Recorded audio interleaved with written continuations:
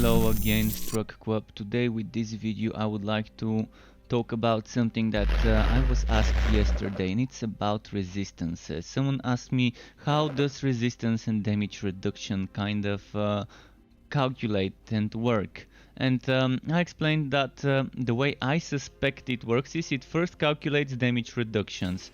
So things like the skittering shoulders, which is this item here, and melee attack, which gives you damage reduction. So let me try and do a basic melee attack just so I can demonstrate which damage reduction I'm referring to. You can see now I got fighter spirit, and that's 50% damage reduction, and it says here 50% damage reduction, and I've already said in a previous video that this caps at 90%. So first it calculates this damage reduction, and then based on how much damage you're taking after that damage reduction, the resistances are applied. So the more resistances you stack, the better it is. And how does it work? Some people might find it a little bit weird, but I really like it how it works.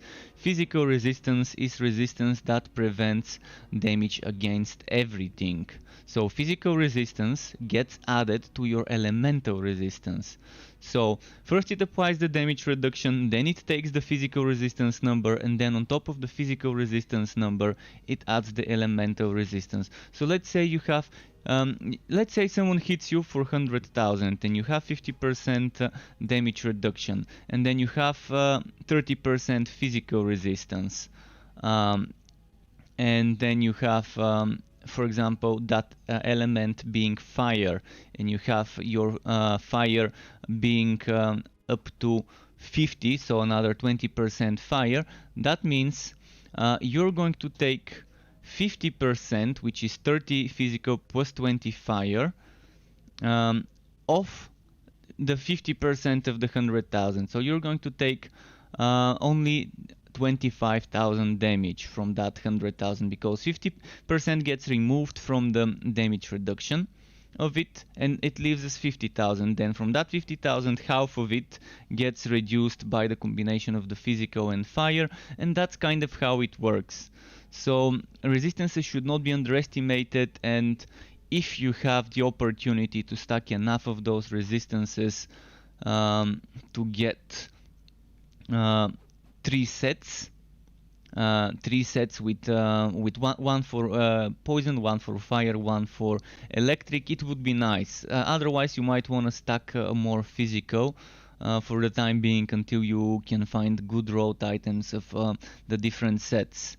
And if you combine this with block chance and evasion, which right now just completely ignore the damage you take, both block chance and evasion completely ignores the damage you take. If you combine that with 40% block chance and 40% evasion, and if you are using things like the skittering shoulders, or like miasma on the Bane, or like poison nova on the Bane that can give you defenses, and then there's things like Living Barrier on the Blood Drinker that gives you damage reduction. Then there's things like Hammer Spin tier 3 that gives you damage reduction. Then on the Forge you've got things like Vortex Bomb, you've got things like Power Projection. Those things can give you decent damage reduction. You can even go one up it with Curse of PP or Damnation on the Dusk Mage, Damnation, and Curse of PP on the Sharpshooter, to make the enemies do less damage. So if you're playing in a team, it would be nice if you're having trouble surviving for the whole party, you might consider using things like that reduce the damage the enemies do. You might consider using melee to trigger this 50%, which on Forged and Realm Master could be upgraded by taking tier 2 Vortex Bomb or tier 2 Busting Charge to upgrade it to 70% from 50%. It doesn't stay for long, but it stays for long enough to survive a few hits and to give you a nice edge. So yeah, keep that in mind. There are a lot of ways to survive in the game, and it's not just defenses, and it's not just damage reduction. There's block chance, there's evasion, there's a fighter spirit which gives you damage reduction, there's a lot of different skills, and there's curses and other debuffs that make the enemies do less damage. So I hope this kind of is clear on how the formula works, or at least how I suspect the formula works. First, the damage reduction comes in place, or reduction to the damage the enemies do, such as Curse of PP. Then comes the resistances. And even though Vortex Bomb says it gives you double armor, what it refers to is double defense. So hopefully they reword it to make it easier to understand.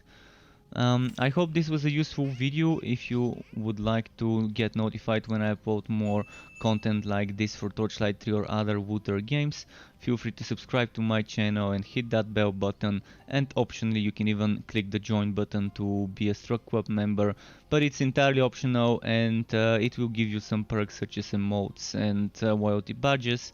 But it's not something that's a must do thing. It's not gonna impact you watching my content and the content I upload. So thanks again for watching this video, keep it cool, and until next time from me, goodbye.